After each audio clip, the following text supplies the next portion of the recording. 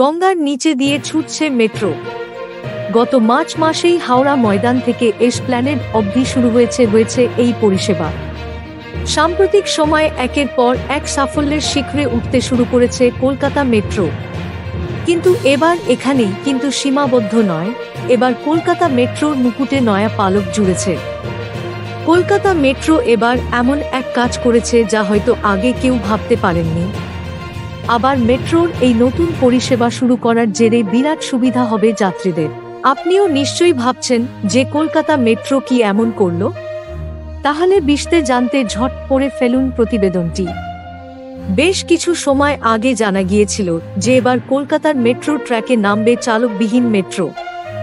সেই সময় এহেন খবরে স্বাভাবিকভাবেই শোরগোল পড়ে গিয়েছিল সর্বত্র, তবে এবার সেই অসাধ্য সাধন সত্যিই ঘটল।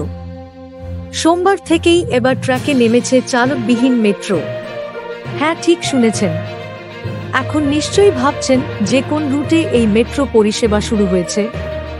তাহলে আপনাদের জানিয়ে রাখি, এই নয়া পরিষেবা শুরু হবে ইস্ট ওয়েস্ট রুটে, অর্থাৎ সল্টলেক সেক্টর 5 থেকে শিয়ালদহ রুটে এই পরিষেবা শুরু হয়েছে বলে জানা গিয়েছে। ইস্ট ওয়েস্ট মেট্রো লাইনে স্বয়ংক্রিয় সিগন্যালিং ব্যবস্থা রয়েছে, যার মাধ্যমে কন্ট্রোল রুম থেকেই মেট্রোর যাবতীয় গতিবিধি নিয়ন্ত্রণ করা যাবে। অর্থাৎ এখন কেন চালক ছাড়াই যাত্রী বেঝাই মেট্রো যাতায়াত করতে পারবে।